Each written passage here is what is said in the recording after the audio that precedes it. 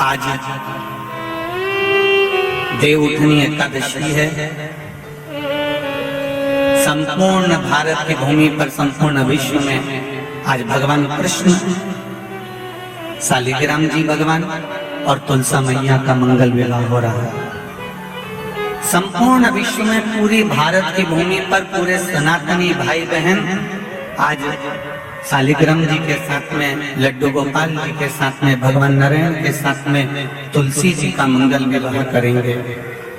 हम भी चाहते हैं कि आप भी मंगल विवाह करें, पर निवेदन है आप भी भीष्म पितामह जैसे आज भगवान से कह देना, भोलेनाथ मैं भी अपनी बुद्धि रूपी बेटी को तुझे समर्पित कर रहा हूँ, इस बेटी को तुम ले। एकादशी का व्रत है और तुम्हें भूख लग रही है, तुमने फलाहार बनवा कर तैयार रखा कि मुझे 9 बजे प्रसाद लेना है या 10 बजे लेना है, 11 बजे लेना है या 12 बजे लेना है। और 12 बजे अगर वो फलाहार तुम्हारे सामने नहीं आया, बज गई 1, 1:30, 2 बजे फलाहार सामने आया और आपने ग्रहण किया, तो उसमें आपको क्रोध नहीं आना चाहिए, उसमें भगवान को धन्यवाद देना। उसका कारण क्या होता है? तुमने समय लिया कि मुझे 12 बजे फलाहार करना है या 11 बजे फलाहार करना है, और किसी कार्य में तुम लग गए, किसी कार्य में तुम लगे, और लगने के बाद वो फलाहार आधे घंटे बाद, 1 घंटे बाद तुम्हें प्राप्त हुआ, तो भगवान को धन्यवाद देना। क्यों? जिस समय आपको फलाहार ग्रहण करना था, उस समय पर 1 जन्म के पाप कटते हैं, जिस समय पर हम समय के अनुकूल फलाहार करते हैं। समय निकलने के बाद हम फलाहार करते हैं तो हमारे 2 जन्म के पाप कट जाते हैं, जब समय निकल गया और उसके बाद हमारे फलाहार का ग्रहण। और हम उल्टे चलते हैं, तुमने बहू को समय दिया मुझे 11 बजे फलाहार करना है, मेरा 11 बजे फलाहार तैयार कर रखो, मुझे 11 बजे फलाहार ला के दो, मुझे 12 बजे फलाहार करना, 12 बजे तक फलाहार रख दो, और तुम तो काम में लगी हुई हो, तुम्हारे को फुर्सत ही नहीं है, मेरा फलाहार ला के तैयार नहीं करा। भगवान को धन्यवाद दो, बहू को धन्यवाद दो, अच्छा हुआ रोज हर एकादशी को 1 जन्म का पाप कटता था, आज मेरा 2 जन्म का पाप कट गया। ये शिव पर हमारी आदत है, हम उसमें भी बुराई करते हैं। बहू ने अगर लेट दिया ना, आधा घंटा 1 घंटा लेट हो गए, तो तुमको फिर 2 मिनट में चंद्र घंटा हो गया। बताओ इतनी देर से लेके आई, आज मेरा एकादशी, आज मेरा फलाहार, और तुझे बनाने की फुर्सत नहीं मिली। मम्मी साबूदाना गलाया, बर्गर बना रही थी, पूड़ी बना रही थी, थोड़ा समय हो गया। अपने मन को धीर बताओ कि भगवान ने आज देरी क्यों करी?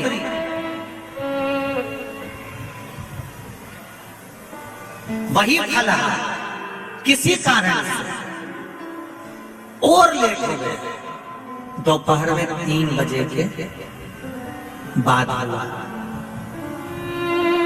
और लेट, या मान लो किसी कारण से दिन भर भूखी रह गई, कारण से, जानबूझ के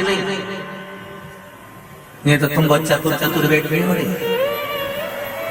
शिवर वाला हमारा बोला था कि 1 बजे के बाद करोगे तो इतना पाप कटेगा, 1 बजे करोगे। ये तो जानबूझ के नहीं, तो कोई क्रम से है, अचानक।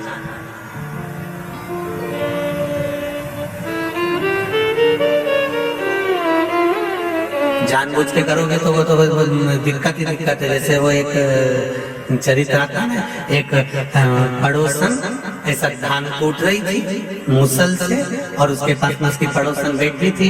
इतने में इसका पति आया, आवाज लगाया उसने, सुनती है मुझे पानी ला दे। इसने जो धान का मूसल था ऊपर छोड़ा और पानी देने चली गई। पड़ोसन को बड़ा आश्चर्य हुआ, मूसल हवा में टंगा, हवा में मूसल टंगा। ये आई, इसने मूसल लिया, अपने कूटने लगी। इसने अपने पड़ोसन से पूछा क्यों ये हवा में कैसे टंग गया? मैं अपने पति के चरणों को प्रणाम करती हूँ, पति को परमेश्वर मानती हूँ, उसकी सेवा करती हूँ ना, उसका दिया हुआ जो भी झूठा बचता है मैं खा लेती हूँ, बस उसी की कृपा से ये मेरे सात्वित्व के कारण ये हवा में टंग गया। तो ऐसा करने से ऐसा हो जाता है। ये भी यही घर धन धनाते हुए इसने अपने पति को आवाज लगाया, सुनो मैं तुम्हारे पाँव पड़ूंगी।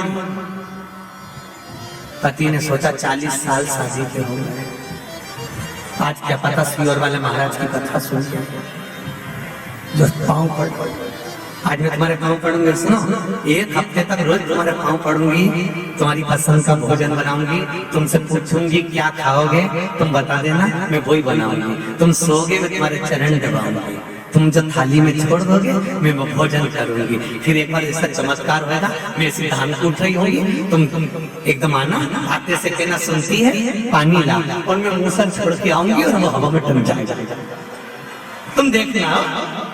पति ने मन में सोचा ना जाने कहाँ से सीख के आ गया, इसने सिर पे पल्लू लेके पति को प्रणाम करा और पूछा क्या खाओगे।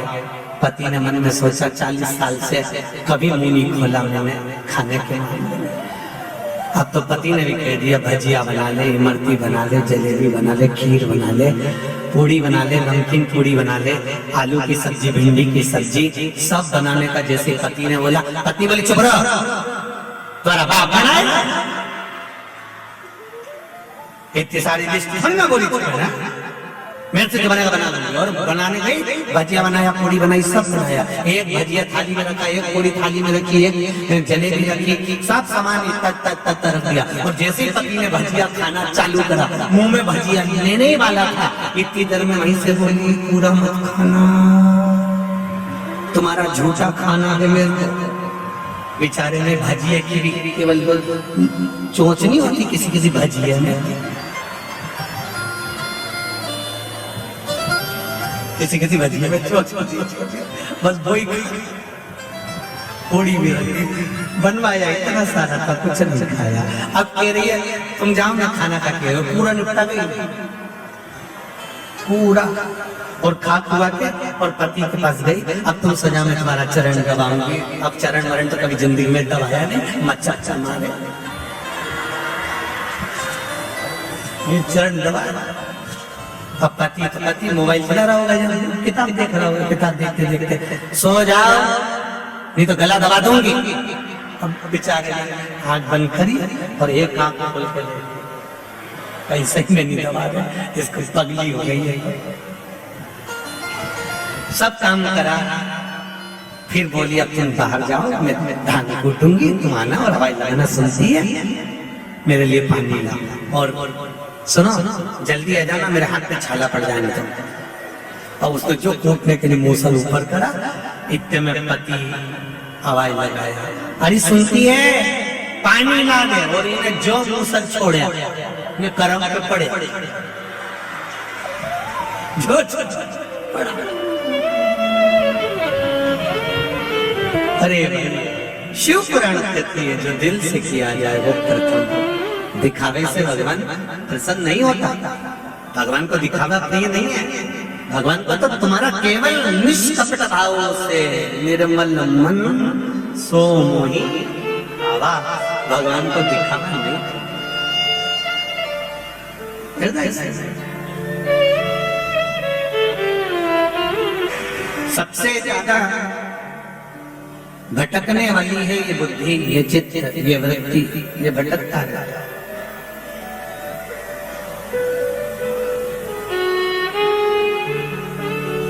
संत साधु सन्यासी तपस्वी साधक उपासक भजनों में हमेशा कहते रहते हैं ये मन बड़ा चंचल है, कैसे तेरा भजन करूं, जितना इसे समझाऊं उतना ही मचल।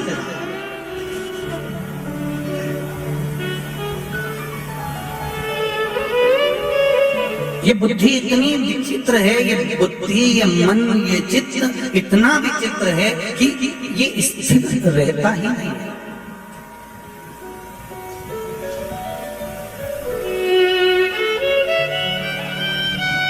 जब तक तुम्हारे लड़के से लड़की की शादी नहीं हो जाती, ऐसी कोई सास नहीं संसार की जो उस लड़की में ऐब देखे। जब तक जम के बोलो जरा, जब तक, फिर से बोलो, जब तक शादी नहीं हो जाती तब तक तो लड़की इतनी बढ़िया है साहब, इतनी जोरदार है, मेरे लड़के के लिए देखती आई हूँ, बाजू की अपने यहीं की आसपास सनावट बनावट की यहीं की है, बहुत जोरदार लड़की है, और ज्यादा बड़ा परिवार भी नहीं है। बच्ची में बहुत संस्कार है, पढ़ी लिखी है। मैं 2-3 बार गई, देखा मैंने, बहुत जोरदार है, बहुत अच्छी है।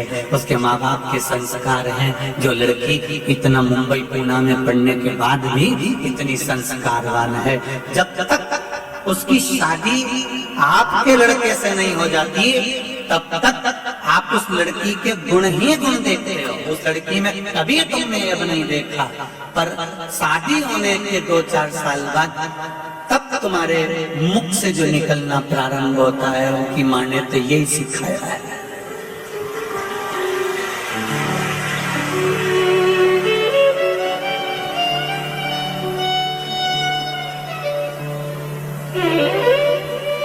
दो साल पहले तुम कौन थी? वही कमलाबाई थी ना जो गुण देख रही थी, और 2 साल बाद फिर अब गुण देखने लगी तो वही कमलाबाई है। कहीं की कमला बैठी हो तो बुरा मत मान दो, ये तो वही 2 साल पहले तुमने जो गुण देखा अपने लड़के के लिए लड़की में, इतनी जोरदार, इतनी बढ़िया, इतनी बढ़िया, इतनी बढ़िया, सब कुछ अच्छा लगा। और शादी के 2-3 साल बाद जब लड़की अपने पति के साथ रहने लगी, अलग रहने लगी, या फिर वो मुंबई पूना चली गई अपने पति के साथ, या फिर मायके में फोन पे बात कर रही है या चित्र कर रही है, तो फिर आपको बुरा क्यों लग रहा है?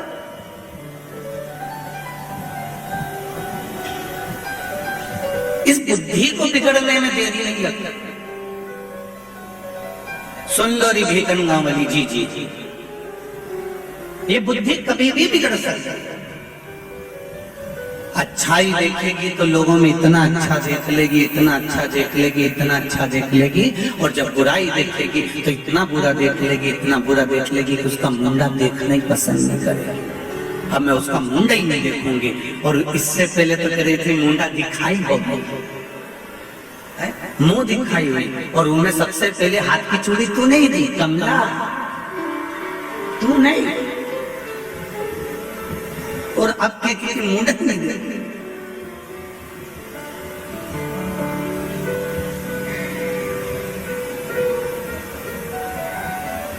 अच्छा भी हम देख रहे हैं और बुरा भी हम देख रहे हैं।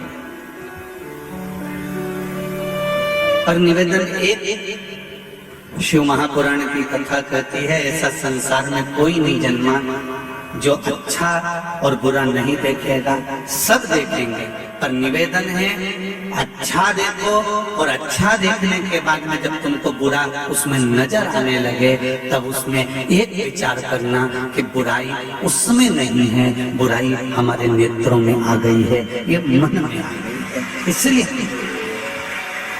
दुनिया की कोई सास बुरी नहीं होती और दुनिया की कोई बहू बुरी नहीं होती। आज शिव महापुराण की एक लाइन अपने पास संजो कर रख लेना, ना सास बुरी है ना बहू बुरी है।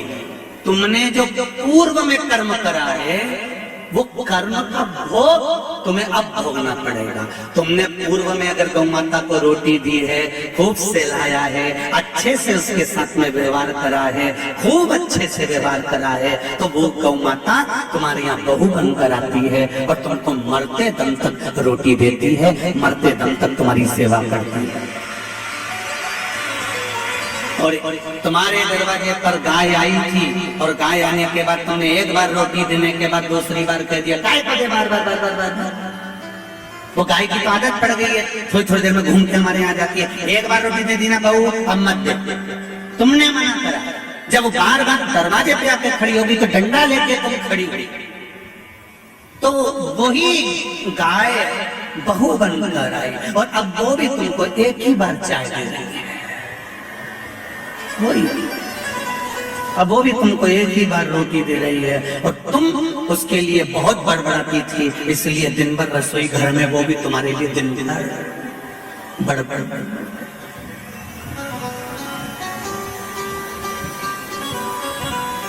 एक गीत का एक बोल आता है, जो बोएगा तेरा किया जो तूने कर्म करा है वो तुम्हारे सामने आएगा। न बहू बुरी है न सास बुरी है। अगर सास बुरी होती तो अपनी रकम तोड़वा कर बहू को नहीं देती। अगर सास बुरी होती तो ब्याह हाथ 5 दिन का लिया, 7 दिन का लिया और रोज 9 बजे से 12 बजे तक ढोलक पीट पीट के बन्ना जी बन्ना जी बन्नी जी बन्नी जी गा रही है। सास अगर बुरी होती तो मिट्टी का चूल्हा बनाकर ठोकरी नहीं मारती। सास अगर बुरी होती तो शादी में खुद रोटी तक नहीं खा रही है और पूरे घर का काम कर रही है। सास अगर बुरी होती तो एक चुन्नी बेच तुम्हारे चढ़ावे पर नहीं चढ़ाती। सास अगर बुरी होती तो रकम नहीं देती। और सास ने फोन लगाकर पूछा, बहू तेरी चूड़ी का नाप क्या है? तेरी नाप की चूड़ी लई, पाँव की चप्पल तक लई। जिस सास ने कभी किसी की चप्पल नहीं उठाई वो थैली में भी पैक करके डब्बे में धर कर तेरे यहाँ पहुंचा। अगर सास बुरी होती तो कुछ नहीं करता, कुछ नहीं।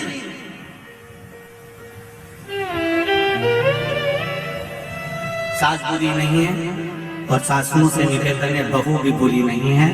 अगर बहू बुरी होती ना तो ये बेहरू से शादी नहीं करती।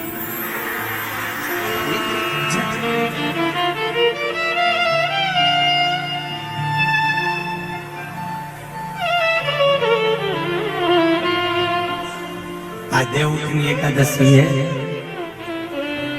कई लोग प्रश्न खड़ा करते हैं कि शालिग्राम भगवान के साथ में तुलसी जी का विवाह हुआ। ये तो ललाट पर लिखा है, वो तो होना ही है। जो किस्मत में लिखा उसे कोई टाल नहीं सका। अच्छा महाराज भी किस्मत में लिखा हुआ नहीं टाल सकता। अगर टाल सकते थे तो रामकृष्ण परमहंस माँ जगत जननी जगदम्बा के उपासक थे। स्वामी विवेकानंद जैसे उनके शिष्य थे। और रामकृष्ण परमहंस जी को जब बड़ी बीमारी हो गई, कैंसर जैसा रोग हो गया, स्वामी विवेकानंद जी बार बार कहते थे, गुरुदेव माँ आपके ऊपर कृपा करती है, शारदा भवानी आपसे बात करने के लिए आती है, एक बार देवी जी से कह दो कि तुम्हारी बीमारी ठीक कर दे। पर रामकृष्ण परमहंस ने कहा, सुन रे स्वामी विवेकानंद, ये तो पूर्व के कर्म का भोग है जो मनुष्य को भोगना है। चाहे मैं कितना बड़ा गुरु क्यों ना बन जाऊं, चाहे मैं संत क्यों ना बन जाऊं, चाहे मैं साधु क्यों ना बन जाऊं, चाहे मैं तपस्वी साधक क्यों ना बन जाऊं, पर भोगना तो पड़ेगा। जब मेरे राम जी को पृथ्वी पर आकर भोगना पड़ सकता है। एक जरा सा बाली को छुप कर मारा तो कृष्ण अवतार में छुप कर बाण उनको लगा। सीता जी ने एक चिड़िया को कैद में रखा, माता जानकी को रावण की कैद में रहना पड़ा। एक जरा सी गर्भवती चिड़िया को पिंजरे में बंद कर कर रखा तो माता जानकी को भी गर्भावस्था धारण कर कर बन बन एक आश्रम में रहना पड़ा। ये कर्म गति है जो व्यक्ति को भोगना है। कर्म की गति को भोगना पड़ेगा। बस इतना जरूर है कि ललाट पर लिखा हुआ भोगना जरूर है, पर उस ललाट के लिखे हुए को संसार में कोई नहीं टाल सकता, क्योंकि भगवान विष्णु आज्ञा देते हैं कि इसके भाग्य में लिखा है उसका उतना दुख दो उतना सुख दो। ब्रह्मा जी लेखनी से लिख देते हैं कि इतना दुख इतना सुख है। केवल अगर तुम्हारे भाग्य के लिखे को भी कोई टाल सकता है, भाग्य के लिखे को भी अगर कोई मिटा सकता है, जैसे राजा श्वेत शंकर भगवान की पूजन कर रहा है और राजा श्वेत के मरने की आज तारीख तिथि समय पल आ गया और राजा श्वेत मरने वाला है।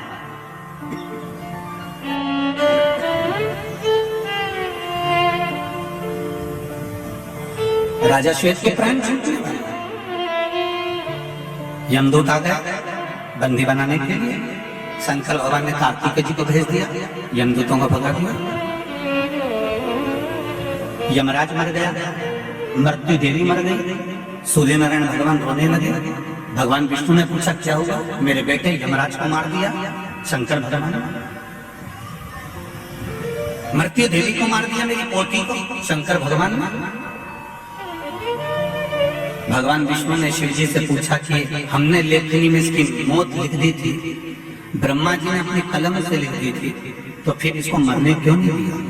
शंकर भगवान बोले, ये मेरे मंदिर में बैठा था, मेरे मंदिर में बैठा था, इसलिए इसको मरने नहीं दिया। पर हमने अपनी कलम से लिखा इसकी मौत। ब्रह्मा जी ने अपनी कलम से लिखा है अपनी इसकी मौत। शंकर भगवान बोले तुम कितना भी किसी का भाग्य लिख दो और किसी के ललाट पे कुछ भी लिख दो, अगर कोई मेरे पास आया है तो मैं ललाट मलाट पे लिखा हुआ मानता नहीं हूँ, मुझे पलटना है तो पलटना है, चाहे कुछ जा।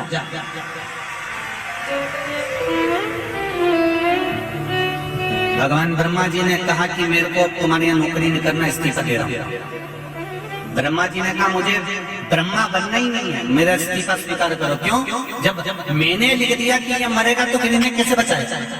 शंकर भगवान बोले भले इस्तीफा दे दो, पर मैं भोला और मेरा भगत भोला, अगर मेरे मंदिर में आके एक लोटा पानी चढ़ाएगा और उसकी किस्मत में दुख भी लिखा होगा तो इतनी जल्दी डायरी नहीं छुपाऊंगा, पर लिखा हुआ पेज उसके कर्म का दुख का फाड़ूंगा जरूर। 2-4 महीने आने तो पर मिटाऊंगा जरूर। ब्रह्मा जी ये तुम मत सोचना कि मैं पलटूंगा नहीं, कोई 33 कोटि देवी देवता अपनी बात पर भले टिके रहना, शंकर भगवान कहे मैं अपनी बात पर नहीं टिका। मेरे सम्मुख में अगर कोई आया और दिल से आया, एक लोटा जल चढ़ाया, तुम कथा को देखिए, शिव महापुराण को उठाकर देख लीजिए, गीता प्रेस गोरखपुर की शिव पुराण को उठाकर पढ़िए, उसमें लिखा है एक चोर शंकर जी के मंदिर में चोरी करने के लिए गया और शंकर भगवान के मंदिर में अपना कपड़ा उतार कर दिए में आग लगाकर त्रिशूल में लपेट कर उजाला कर चोरी का सामान देख रहा था। शिव जी ने कह दिया चल मैं तुझे कुबेर बनाता हूँ। चोटे को कुबेर बना दिया, चोर को कुबेर।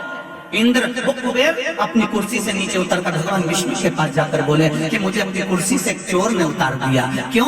वो चोर को शंकर भगवान ने कुबेर बना दिया। तो कुबेर शंकर जी के पास आए, प्रभु मुझे कुर्सी पे से क्यों उठाया? शंकर भगवान बोले मेरे मंदिर में उसने दिया जलाया था, तो कोई तुम्हारे मंदिर में दिया जलाएगा तो उसको कुबेर बना दोगे? शंकर भगवान बोले मैं तो भोला, मेरा भगत भी भोला, कोई नहीं कर सकता जो मेरा देव अधिदेव महादेव कर सकता है। आज दुनिया के लोग तुमको भरमाएंगे, दुनिया के लोग तुम्हें भटकाएंगे और कई लोग भटकाने का प्रयास करेंगे। क्यों मंदिर जा रही है? क्यों पशुपति व्रत कर रही है? क्यों शंकर जी को एक लोटा जल चढ़ा रही है? क्या होता है जल चढ़ाने से? क्या होता है बेलपत्री चढ़ाने से? क्या होता है शिव जी के मंदिर जाने से? क्या होता है शिव महापुराण की कथा सुनने से? जब 2 बजे कथा आती है तो टीवी चालू करके बैठ जाती है, क्या मिलता है? इतनी बार सुन ली, 1000 बार सुन ली, क्या बार-बार सुनते रहोगे? क्या मिलता है शिव पुराण से? तुम्हें कहना पड़ेगा कि जो कोई नहीं कर सकता वो मेरा महादेव करता है, जो कोई नहीं करेगा वो मेरा महादेव।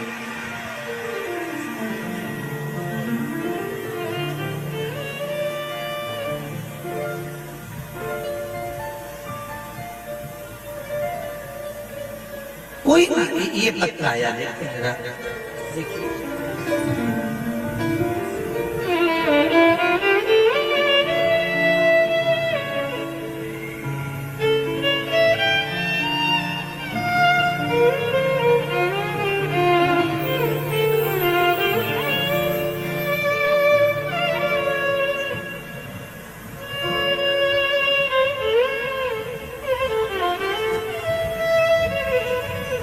मैं पूजा केतन पाटीदार खरगोन से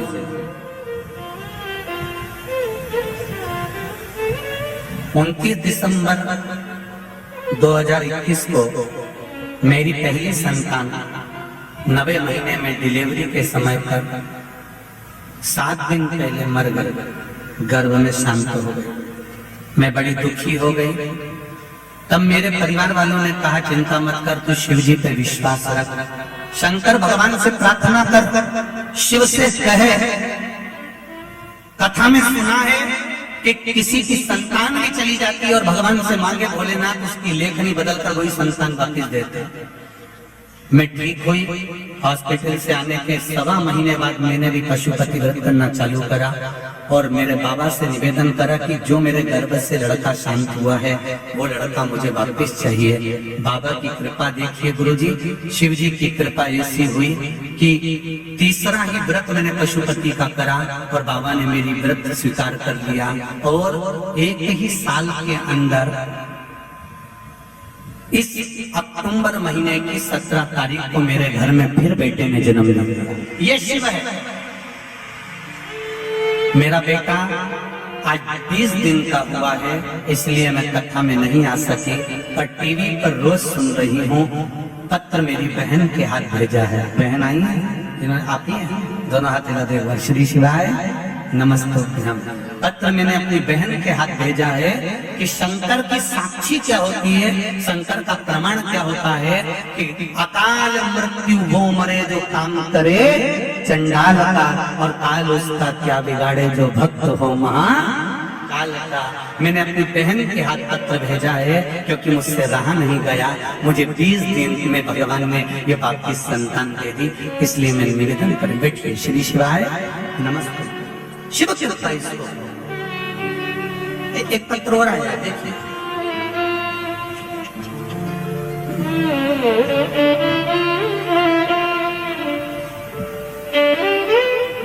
संगीता मनीष सोनी, तहसील जिरानिया, जिला खरगोन, मध्य प्रदेश से। आप दोनों हाथ हिला देकर श्री शिवाय नमस्तुभ्यम। गुरुदेव, मैं शिव जी की करुणा का बखान क्या करूं। 2 वर्षों से इलाज चल रहा है। मेरे बच्चेदानी में गठान है और पथरी की समस्या है। त्रिकालदर्शी प्रभु महादेव की ऐसी करुणा हुई, 1 महीने से दुख भोग रही थी, बड़ी कष्ट में थी। इंदौर, भोपाल सभी डॉक्टरों को, खरगोन आदि सब दूर खंडवा दिखा दिया। सबने कहा कि इसका ऑपरेशन कराना पड़ेगा क्योंकि बच्चेदानी में गठान बड़ी है, उसका ऑपरेशन जरूरी है। और मैंने भी बाबा के भरोसे पर छोड़ दिया और सोमवार का व्रत धारण कर लिया। पशुपति एक बिलपत्र शिव जी को चढ़ाती और उठा कर लाती और एक लोटा जल चढ़ाकर उस जल का आचमन करती, बेलपत्री खाती, शिव जी से निवेदन करती चाहे कुछ भी हो जाए, मेरे पेट में जो बच्चेदानी में गठान है, अगर गठान निकलेगी तो जांच के लिए जाएगी। मेरे मन में संशय होगा कहीं दूसरी गठान ना हो, इसलिए कृपा करके मेरी बच्चेदानी में ही उस गठान को गला दीजिए। रोज बेलपत्र खाती, रोज जल चढ़ाती, और बाबा की कृपा से ऐसा हुआ कि अगली जब सोनोग्राफी डॉक्टर ने कराई तो सोनोग्राफी में गठान गायब हो चुकी थी। गठान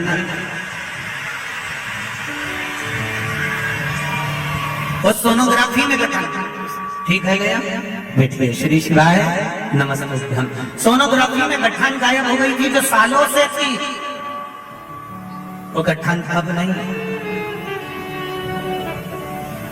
शिव कृपा किसको कहते हैं, शंकर की उदारता किसको कहते हैं। आप शिव महापुराण को जब समझोगे, वो कहते हैं ना कि माता पिता जिंदा रहते हैं ना तब तक उनको कोई समझ नहीं पाता, जब चले जाते हैं तब समझते हैं। आज कथा का 4था दिन हो जाएगा, 3 दिन की कथा पूरी हो जाएगी। जो नहीं आ पाए ना उनको बाद में समझ में आएगा कि हीरा खो दिया, हीरा खो दिया। वो हीरे का हार है शिव महापुराण की कथा, जो संपूर्ण विश्व के कल्याण के लिए है। प्रत्येक जीव के लोग कहते हैं क्या मिलता है शिव पुराण से।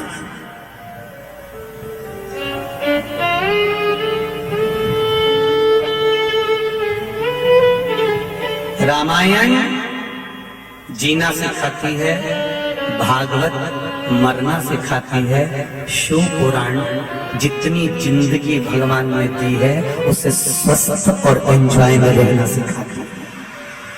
स्वस्थ रहिए, ये शिव महापुराण सिखाता है।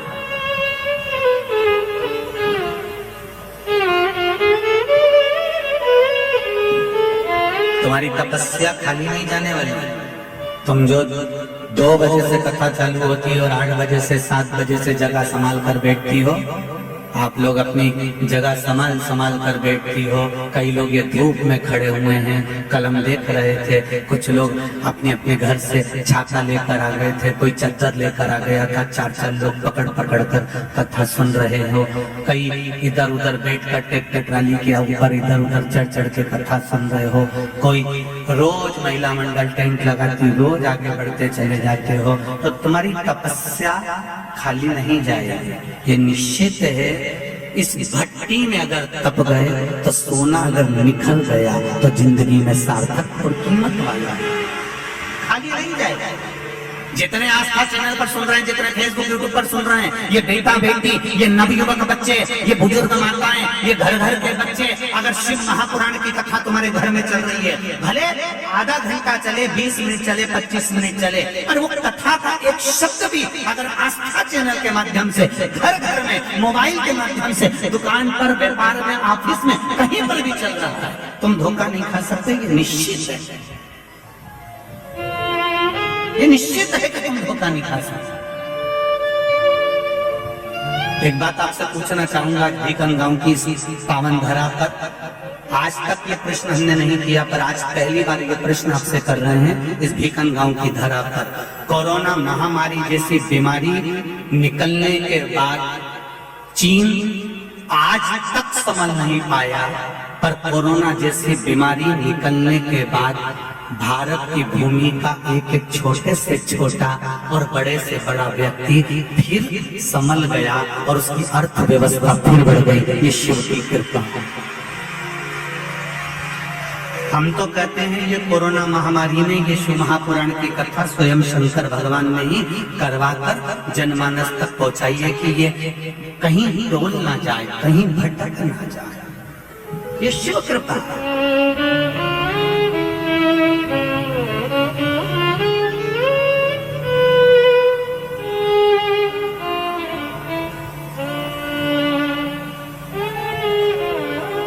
संपूर्ण विश्व कोरोना महामारी के बाद डोल जाना था, पर संपूर्ण विश्व ये भारत नहीं डोल पाया, क्योंकि इसको संभाल लिया देवाधिदेव महादेव।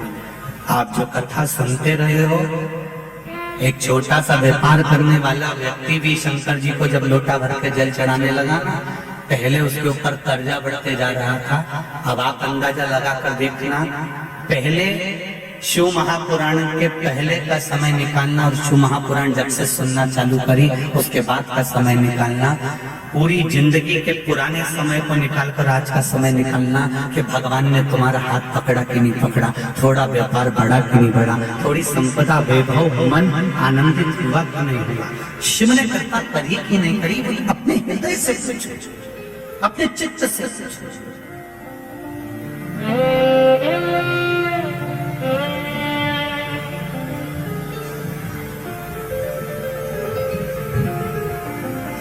और जब अपने हृदय से, अपने चित्त से ये स्वयं प्रश्न करो कि मेरा शिव हुआ और मैं शिव की हूं, मैं शंकर का हूं। कल आपको कथा में कहा था, अपने अपने घर में अपने बच्चों को, अपने पति को, अपने परिवार के बुजुर्गों को भी कहो कि पापा, मम्मी, आई, बाबूजी, बाबू, आप भाऊ, एक लोटा जल शिव जी को अवश्य चढ़ाया करो। ज्यादा दूर नहीं जाओ तो अपने घर के पास में जो शिव मंदिर हो वहां चले जाया करो।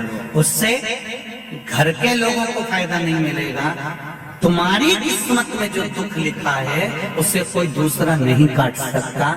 ध्यान देना, बहू दवाई दे सकती है, बेटा डॉक्टर को दिखा सकता है, बच्चे सोनोग्राफी करवा सकते हैं या मशीनों में तुम्हारी जांच करवा सकते हैं, पर शरीर में अगर दुख हुआ है, कष्ट हुआ है तो पड़ोसी भोगेगा क्या? जम के तो बोलो, बहू भोगेगी क्या? नहीं। बेटा भोगेगा क्या? नहीं। तुम्हारे शरीर में अगर कष्ट हुआ है, तुम्हारे भाग्य में अगर कष्ट लिखा है तो उसको भोगना तुमको पड़ेगा। इसलिए निवेदन है कि तुम भोजन करोगे तो तुम्हारा पेट भराएगा। इसलिए तुम्हारे भाग्य में अगर दुख लिखा है, तुम्हारी किस्मत में अगर कहीं थोड़ी सी भी तकलीफ लिखी है, भले तुम्हारी दुकान अच्छी चल रही है, भले तुम निरोगी हो, सब कुछ है, फिर भी एक लोटा जल शंकर भगवान को चढ़ा। कोई कहे कि किसी कारण से चढ़ा, नहीं, हो सकता है कि आने वाला समय कैसा हो, तुम्हारे भाग्य में क्या लिखा हो, कम से कम एक लोटा जल चढ़ाते रहोगे तो वो भाग्य का लिखा हुआ तुम्हारे पक्ष में होता चला। चढ़ाओ शिव जी को एक लोटा जल।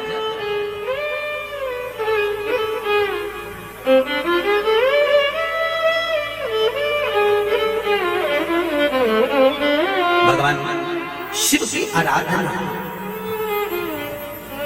भगवान शंकर की कृपा, शिव की आराधना, शिव की कृपा साधारण नहीं हो सकता। बुरा विचार आए उसको निकालना, बहू भी बुरी नहीं है और बोलो जन के सास भी बुरी नहीं है, दोनों अच्छी हैं। पर दोनों के साथ में एक चीज है कि जो हमारी कर्म की गलती है, जो हमारा कर्म लिखा हुआ है वो बुरा है।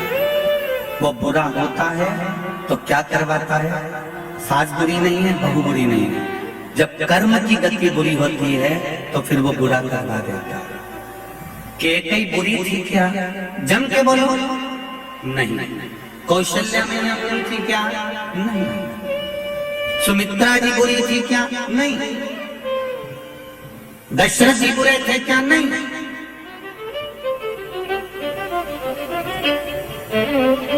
मंथरा बुरी थी क्या? नहीं। कर्म गति बुरी है, कर्म की।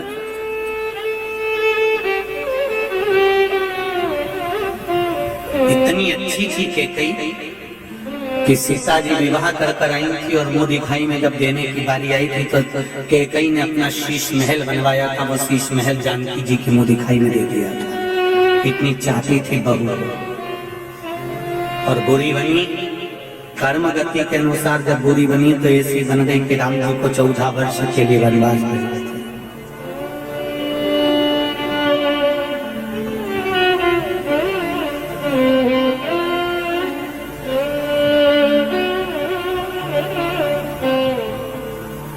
कई लोग अपनी भाषाओं में कहते रहते हैं हमारा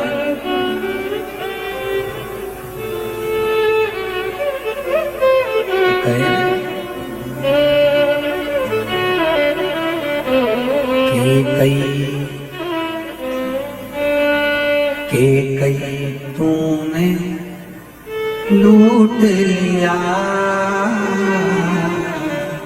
दशरथ के खजाने को। कैकेयी तूने लूट लिया दशरथ के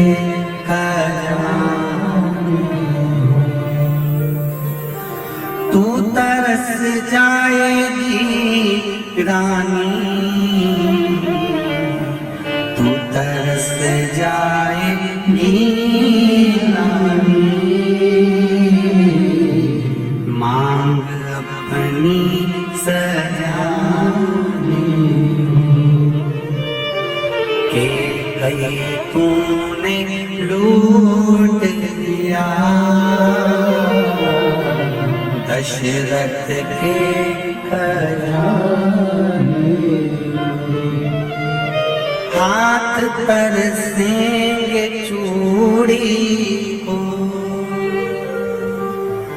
गला तरसेगा हरवा को। हाथ तरसेंगे चूड़ी को, गला तरसेगा हरवा को। तू तरस जाएगी रानी, मांग अपनी सजानी। कैकेयी तूने लूट लिया दशरथ के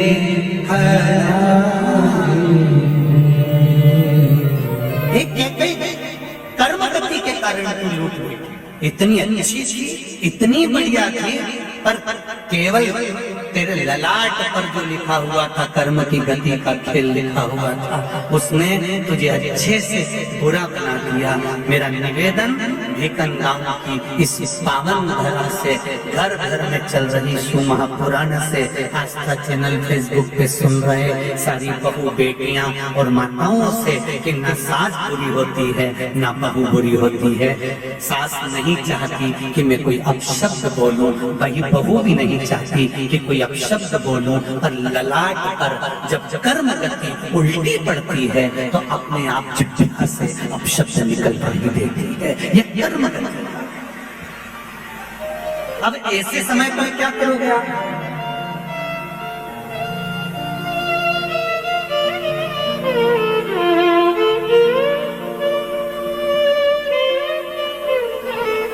ऐसे समय पर क्या किया जाए? कार्तिक महीने में 2 वस्त्र की महत्वता होती है। ध्यान लगाना जरा, जितनी भी माताएं बैठी हैं, चाहे वो सासू माँ हो चाहे बहुएं हो, बेटियां भी कभी ना कभी बहू बनेंगी और आप भी कभी ना कभी सास बनेंगे, स्मरण में। कार्तिक महीने में 2 वस्त्र का विधान है, एक पीले कलर का वस्त्र और एक लाल कलर का वस्त्र। एक पीला वस्त्र है, एक लाल वस्त्र।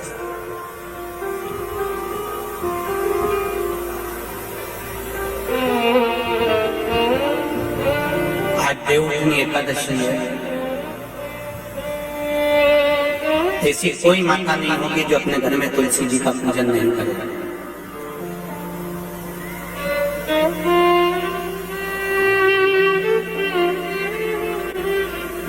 घर की माँ यदि आज देवउठनी एकादशी के दिन लाल वस्त्र, वैकुंठ, वैसे तो पचवीजन का महत्व बताया गया है स्कंद पुराण में, जो 5 दिन की छींचे होते हैं।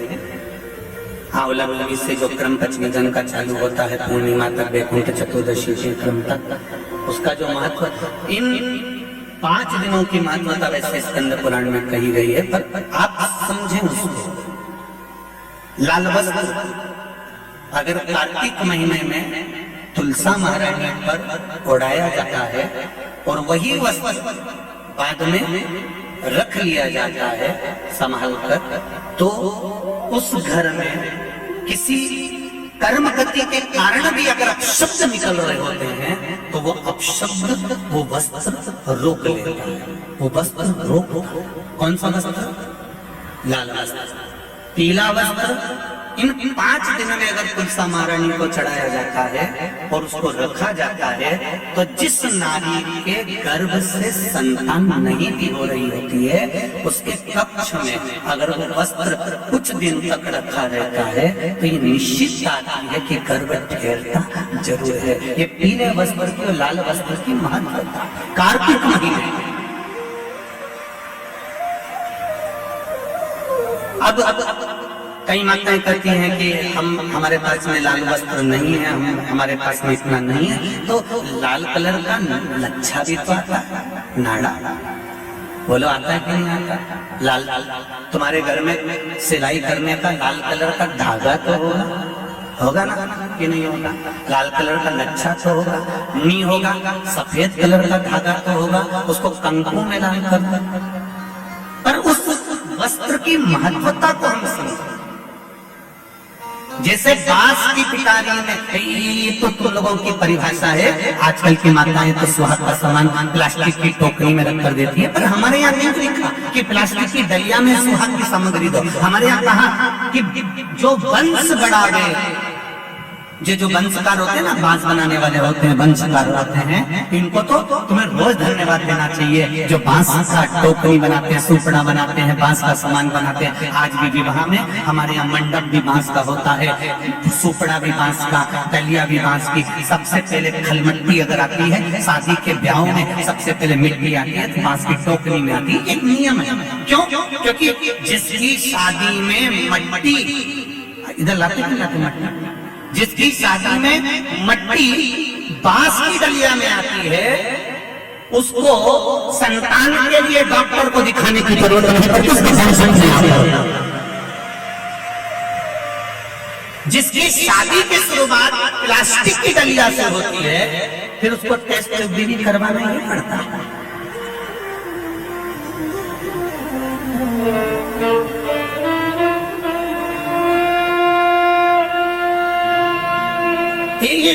कुछ हमारे शास्त्रों के नियम है। अब आप उसको समझो ना समझो, चाहे उसके ऊपर हंसो, चाहे कुछ भी करो, आप चाहो तो थोड़े दिन बाद कह देना, बताओ सियोर वाला हमारे तो पगले जैसी बात करता है, तो उसमें कोई दिक्कत वाली बात नहीं है।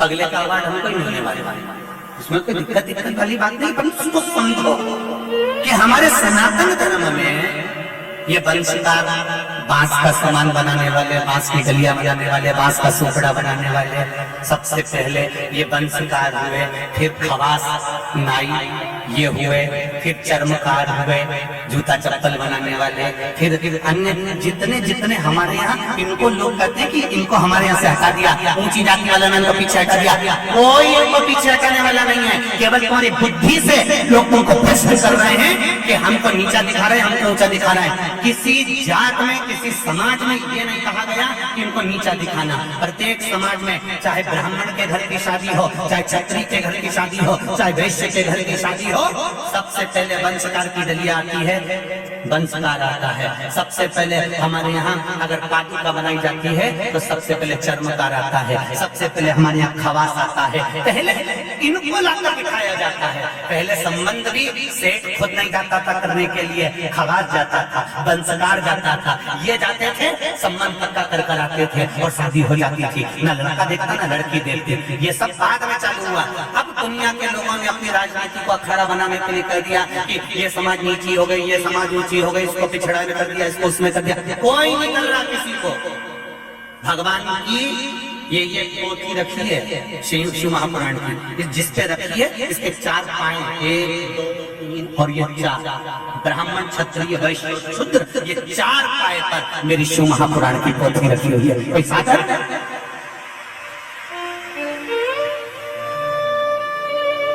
एक पाया भी अगर इसमें से हट गया तो 3 पाए में से पोथी नीचे गिर जाएगी। उसी तरह हमारे यहाँ का ये धर्म बनाया है, ये सनातन धर्म जो बनाया है, ये वर्ण का आनंद बनाया है, ये कोई साधारण नहीं है, ये सब एक है। एक ब्राह्मण हो, क्षत्रिय हो, वैश्य हो, शूद्र हो, सब एक। ये विभाजन तो आज के लोगों ने कर दिया कि थोड़ा सा अपना फायदा देखने के लिए, अपना फायदा। ये महिला मंडल कथा करा रही है, नागेश्वर महिला मंडल कथा करा रही है। वहाँ भोजन भंडारा चल रहा है। भोजन भंडारा कराते समय वहाँ पर माइक पे रोज सुबह 5 बजे से भैया चिल्ला चिल्ला कर नाश्ता कराते हैं, भोजन कराते हैं। मैंने अभी तक तो माइक पे नहीं सुना कि कोई ब्राह्मण हो तो ही भोजन करना, कि वैश्य हो तो ही भोजन करना, तो क्षत्रिय हो तो वही भोजन करना, कि शूद्र हो तो वही भोजन करना। जब मेरे नागेश्वर भगवान के भंडारे में देवी जी का भंडारा होता है, गणेश जी का भंडारा होता है, शिव जी का भंडारा होता है, यहाँ भेद नहीं होता, तो दुनिया में लोग अपनी बुद्धि में भेद क्यों कर रहे हैं? कौन ने कहा तुमको भेद? ये कुछ नहीं, केवल अपने पथ को निश्चित करना है, अपना प्रेम को भरना।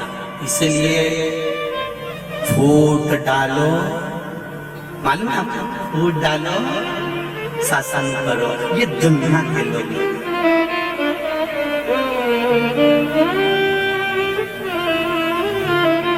कई लोग आएंगे आपसे कहेंगे, क्यों राम जी का फोटो लगा के रखे हो, क्यों भगवान कृष्ण का फोटो लगा के रखे हो, क्यों राम जी की मूर्ति रखे हो, क्यों शंकर जी की मूर्ति रखे हो, उठाओ ठंडा कर दो, इनको नहीं रखना। मेरे पास सूचना मिली थी कि कई लोग कहते हैं कि इनको ठंडा कर दो, इनको क्यों रखे हो, अपने को नहीं मानना, अपने को नहीं मानना, अपने को नहीं मानना। जो तुमको ऐसी राय देने आए उसको चंदन का तिलक लगा के ठंडे पानी से स्नान कराओ और चाय पिलाओ एक बार की, और पाँव को धोख लगा कर कहना अभी हम चरण धोख रहे हैं, हमारा नियम है, थोड़े दिन तक हम चरण धोखते हैं, उसके बाद में गले में हम माला भी पहनाएंगे गेंदा के फूल की, फिर तुम्हारे घर तक छोड़ के लिए।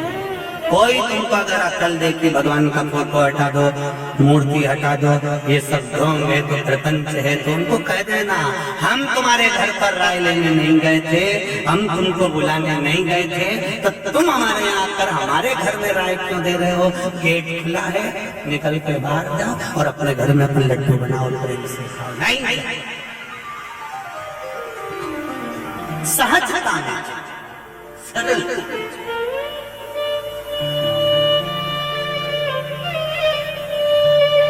खूब भटकाने वाले मिलेंगे, खूब खूब खूब।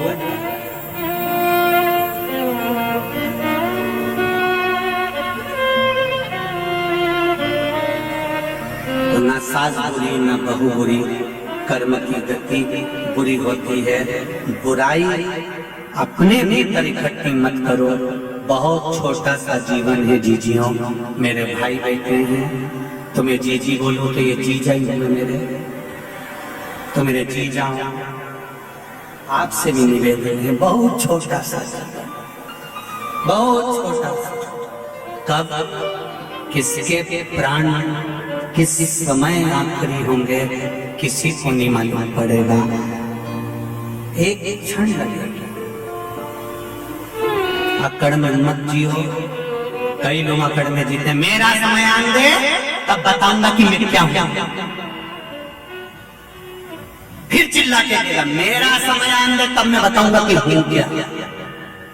और एक दिन छाती में दर्द हुआ, खंडवा के हॉस्पिटल ले गए और डॉक्टर ने कह दिया इनका समय आ गया। तब समझ में आया कि समय आना किसी को कहते हैं। समय का इंतजार मत करो कि जवानी आई है, अभी कोई भजन की उम्र है, अभी तो मेरा बुढ़ापा आएगा तब भजन करूंगा, जब मंदिर जाऊंगा तब देखा जाएगा, अभी तो कमाने की उम्र है, अभी तो खाने की उम्र है। अरे भाई खूब एंजॉय करो, कोई नहीं मना करे तुमसे कि तुम कपड़ा अच्छा जोरदार मत पहनो, तुम तो जोरदार पहनो, एक से बढ़कर एक पहनो, कौन मना करे, तुम्हारी मर्जी पड़े जैसा पहनो।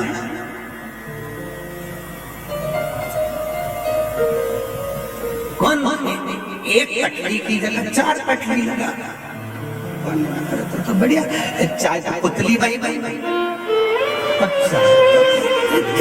जैसी मर्जी पड़ेगी तो वैसी जियो, अपनी मस्ती में जियो।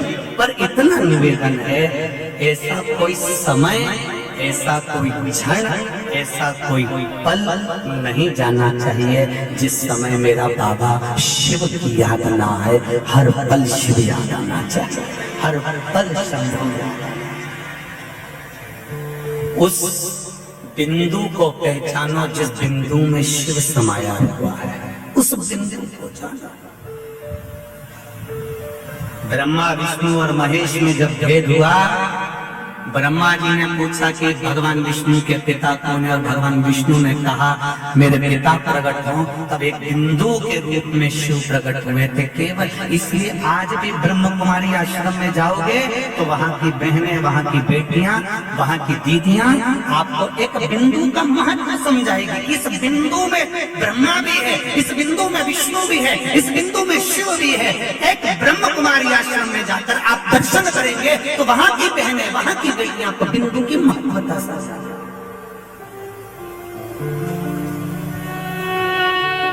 कुछ नहीं, जन्म भी एक बिंदु से हुआ है और मृत्यु भी एक बिंदु से। शिव से प्रारंभ हुए और शिव में ही समा जाओगे, आखिरी बिंदु भी शिव है।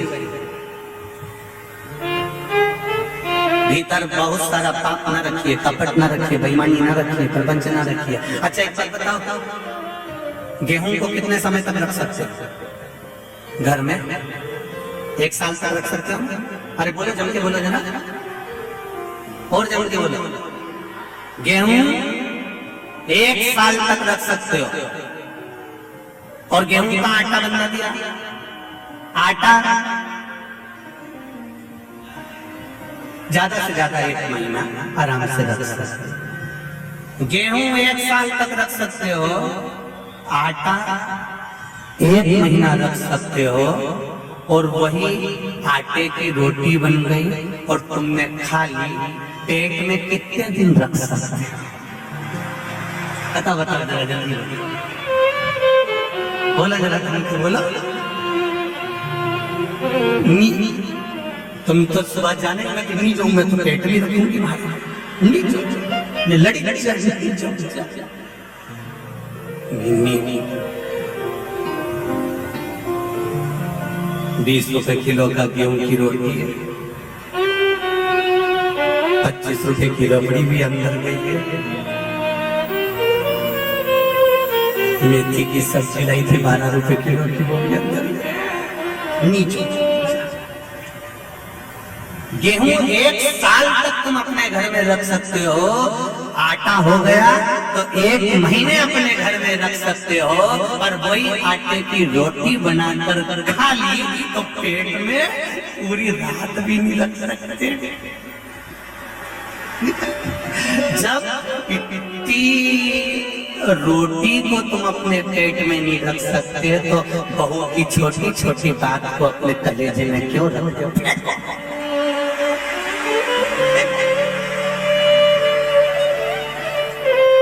देंगे मौका, देंगे बोलने का मौका सबको देंगे। रखो, बैठो भैया। तुम लोगों के पास माइक पहुंचता है तो आधा समय तो वैसे निकल जाता है। बैठो। गेहूं 1 साल, आटा बोलते जाते 1 महीना, और रोटी खाई तो दूसरे दिन उसको निकालना पड़ेगा। अर्थात जब हमने रोटी को इतना दिन तक अपने अंदर नहीं रखा तो फिर बुराई को अपने भीतर क्यों रखें? सास से निवेदन है, बहू बोले कुछ तो निकाल कर बाहर फेंक दो, और बहू से निवेदन है, सास कुछ बोले निकाल कर बाहर फेंक दो। जब पेट पूरा आनंद में साफ रहेगा तो सवेरे तुम खमन ढोकला भी खा सकते हो। अगर पेट साफ नहीं हुआ तो तुम खमन ढोकला और गुलाब जामुन और साबूदाना की खिचड़ी नहीं खा सकते हो। इसलिए पेट साफ होना चाहिए। उसी तरह बुराई कितनी भी आए निकाल कर बाहर फेंक दो। मन साफ होगा तो मेरा भोलेनाथ अंदर प्रवेश करता चले जाएगा, शिव अंदर बढ़ता चले जाएगा, शंकर अंदर प्रवेश करता चले जाएगा। भगवान शिव की कथा कर अपने भीतर किसी के प्रति भेदभाव उत्पन्न न होने। देखो, माता पार्वती जी के साथ में शिव जी का जब मंगल विवाह हो गया,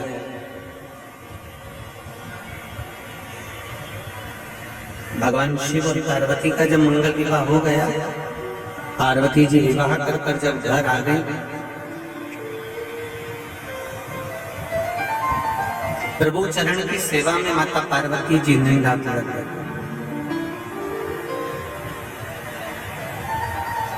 भगवान के चरणारविंद की सेवा में पार्वती लगी। भगवान शिव और माता पार्वती के विवाह का एक कारण सबसे प्रबल था, वो कारण था तारकासुर का संहार।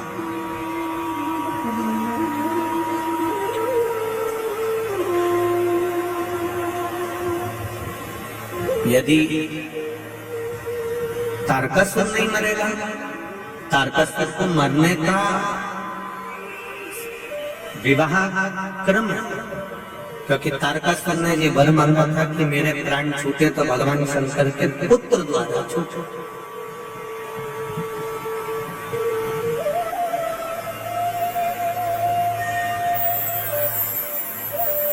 भगवान शिव के तेज पुंज से, गंगा जी के जल से षडानंद कार्तिकेय जी का जन्म हुआ, प्रागट्य हुआ।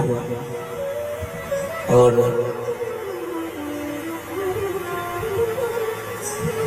षडानंद कार्तिकेय जी ने अपनी माता से कहा, माँ मेरे जन्म का कारण क्या है? ये जन्म क्यों हुआ? अभी आप लोगों के मन में भी एक भाव उत्पन्न होना चाहिए कि हमारे जन्म का कारण क्या है। पहले भी कथा में कहा कि मनुष्य जन्म के 2 कारण हैं। एक भगवान का भजन करने के लिए जन्म हुआ है, और दूसरा अपने कर्म को काटने के लिए, अपने कर्म को भोगने के लिए जन्म हुआ है। यहाँ आप जितनी देर बैठते हो ना कथा में, जितनी देर बैठे अपने कर्म गति को आप काट रहे हो कि हमने पूर्व में जो कर्म किया होता है, पूर्व में जो कर्म करते हैं,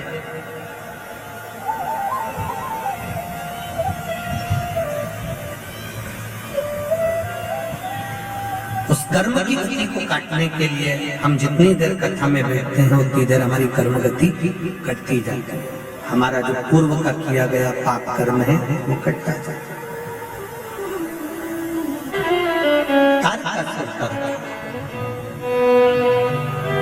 मांगा भी तो क्या मांगा, प्राण छूटे शिव जी के पुत्र के द्वारा।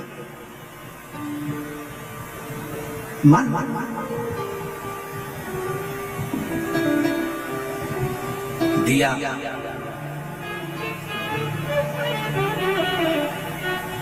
जान कर कुछ न किया, अनजाने में जो हो जाए वो श्रेष्ठ है। भोजन का समय निकल गया, फलहार का समय निकल गया, एकादशी के दिन एक जन्म का पाप कटा, समय के बाद आया 2 जन्म का पाप कटा। मान लो शाम तक फलहार नहीं मिला, रात हो गई, कब तक फलहार ग्रहण करने बैठी है। मान लो किसी कारण से लेट होती चली गई तो पाप भी कटता चले गया, किसी कारण से तो फिर जानकर कर नहीं, कारणवश रात हो गई, फलहार मिल गया, समझ लेना कहीं 7 जन्म का पाप होगा, कट गया 7 जन्म। पर निवेदन केवल इतना है कि उसमें आप मूल चीज एक ही बात कहती है पुराण की, इसमें हमने अच्छा देखा। कई लोगों की आदत होती है थोड़ा सा फलहार आने में देरी हो गई, क्रोध आ गया, क्रोध आ गया तो तुम्हारा व्रत बेकार हो गया। समय की अवस्था में फलहार नहीं मिला, क्रोध आ गया, तुम्हारा व्रत खंडित।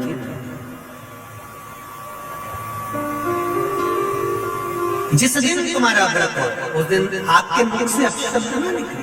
एक सुंदर चरित्र आता है, आप लोगों ने श्रवण किया होगा, वैकुंठ चतुर्दशी का एक भाव बड़ा सुंदर आता है कि किसी गांव में एक साहूकार रहता था, एक सेठ रहता था, सेठ के एक बेटा एक बहू था।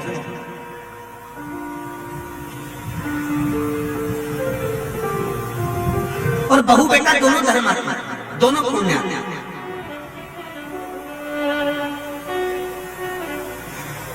बहू भी धर्मात्मा है और बेटा भी धर्मात्मा है। दरवाजे पर कोई आया भूखा ना जाए, दरवाजे पर कोई आया पानी पीकर जाना।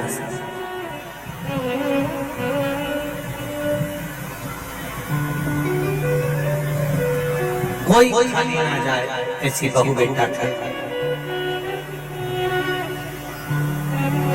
बहू ने नियम लिया, कार्तिक का महीना है, मैं स्नान करने के लिए जाऊंगी।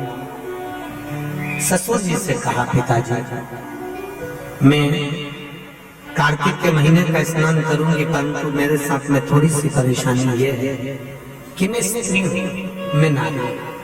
बहुत अच्छे से सुनना मेरी माताओं, कई माताओं के मन में संशय होता है कि हम 1 महीने का व्रत धारण करते हैं और उस बीच में रजस्वला धर्म आ जाता है।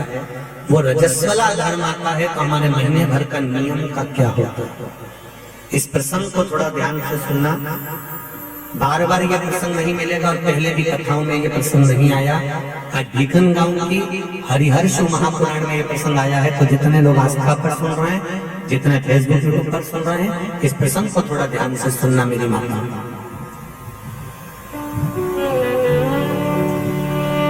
बहू ने अपने ससुर से कहा, पिताजी मैं कार्तिक के महीने के स्नान का नियम तो ले लेती हूँ। मैं कार्तिक के महीने, कोई माता कार्तिक के स्नान का नियम लेती है, कोई माघ महीने का स्नान का नियम लेती है, कोई चैत्र महीने के स्नान का नियम लेती है, कोई फागुन का लेती है, कोई वैशाख महीने के स्नान का नियम लेती है।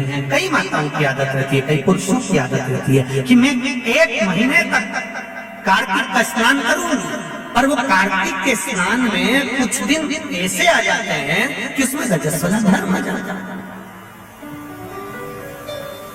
अब वो रजो धर्म आ गया, रजस्वला धर्म आ गया, तो उस बीच में उसका नियम पूरा हुआ कि नहीं। उस बीच में वो 5-7 दिन जो स्नान के लिए नहीं गई, पूजन नहीं करी, तुलसी को जल नहीं चढ़ाया, शालिग्राम जी का पूजन या ठाकुर जी का श्रृंगार नहीं कर पाई, तुलसा महारानी का गीत नहीं गा पाई, तुलसी जी का दीप नहीं लगा पाई, तो उसको कार्तिक के महीने तक ये रजस्वला धर्म को प्रत्येक महीने नारी के लिए रजो धर्म तो हर महीने प्राप्त होना। तो हर महीने अगर रजो धर्म आना है तो कार्तिक महीने का फिर नियम पूरा कैसे हुआ, फिर नारी का नियम कैसे पूरा होगा? फिर नारी तो फिर नियम टूट गया, नियम टूट गया तो उसको कोई फल नहीं मिला। तो बहू ने अपने ससुर से कहा, एक साहूकार से साहूकार की बहू ने कहा, ससुर जी मेरे मन के संशय को मिटा दो, मैं कार्तिक का स्नान करना चाहती हूँ और उस कार्तिक के स्नान में सबसे बड़ी अगर विघ्नता आती है तो मेरे 7 दिन 5 दिन जो रजो धर्म के जाएंगे वो रजो धर्म में मेरा नियम टूट जाएगा। उस नियम को पूरा कैसे किया जाए?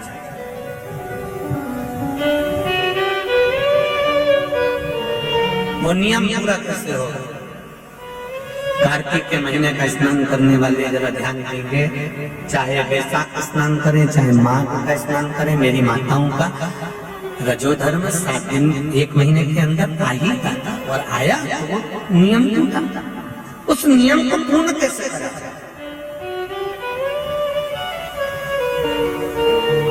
कहा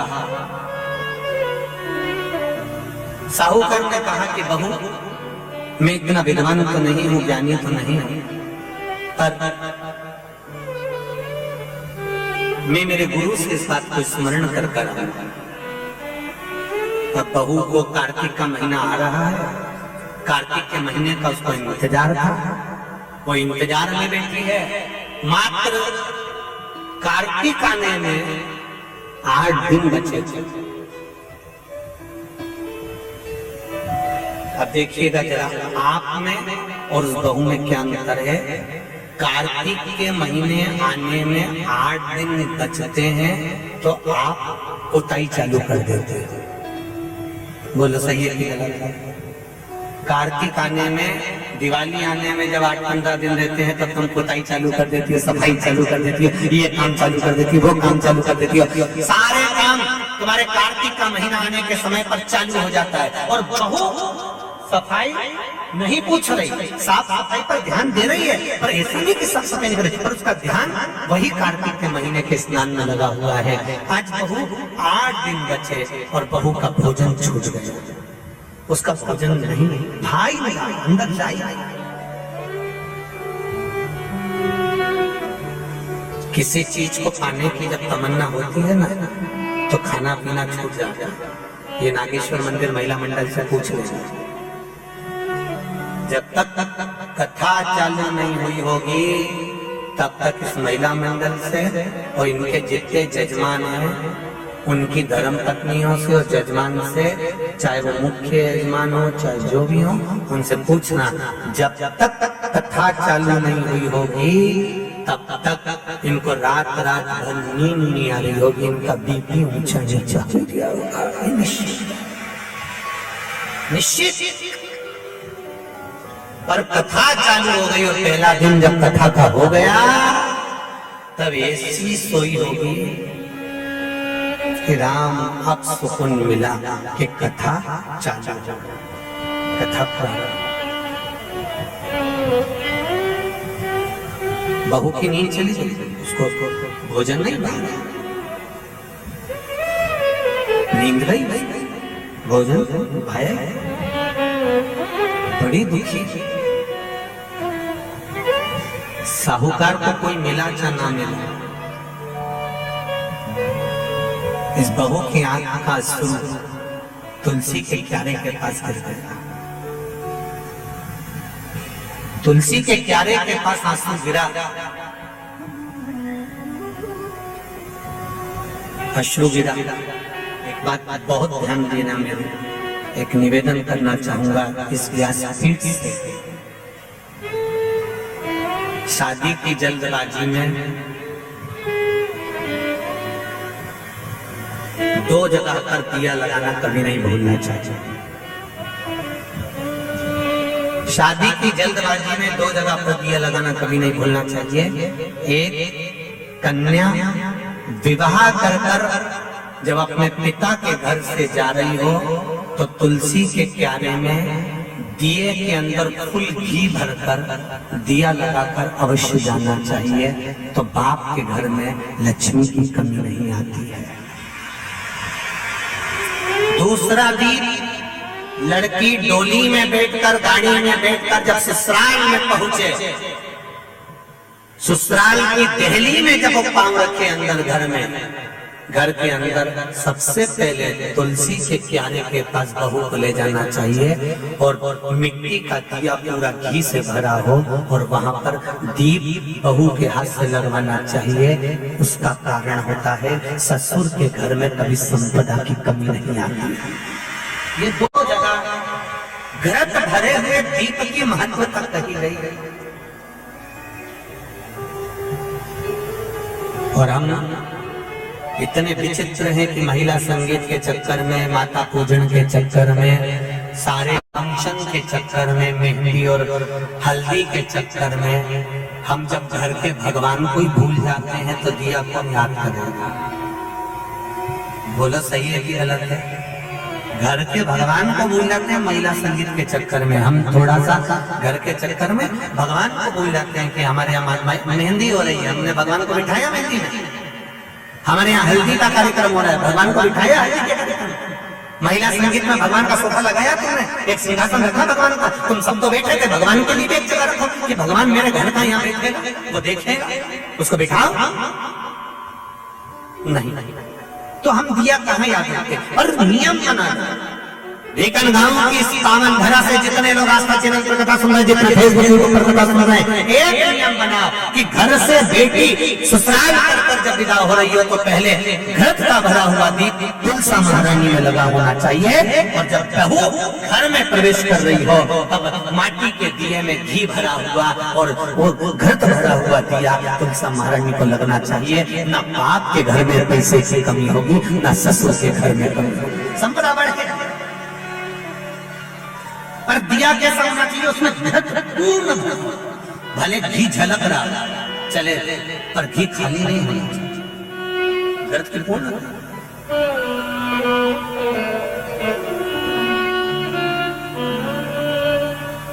महाराज अब बहू की आंख का शुरू झलका, तुलसा महारानी की कुछ कृपा, देवर्षि नारद ने एक साधु का रूप धारण किया।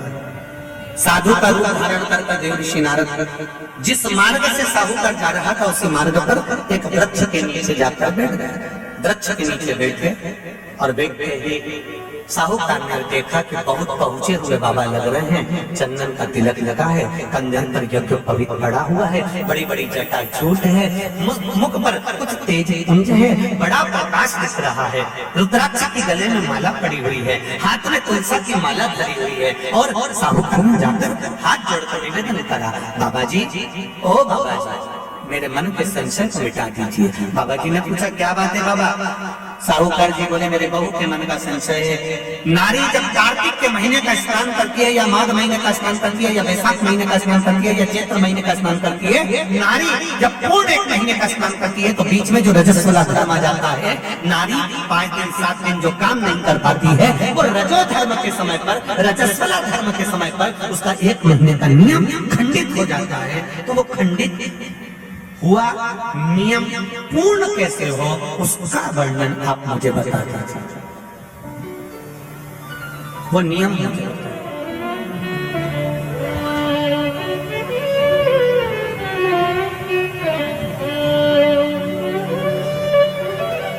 संत के रूप में बैठे हुए देवर्षि नारद श्रीमन नारायण, श्रीमन श्रीमन 7 बार देवर्षि नारद ने नारायण नारायण नारायण नारायण कहा। कहने पर देवर्षि नारद ने बोला सुनो साहूकार जी, सुबह के समय पर जब आपकी बहू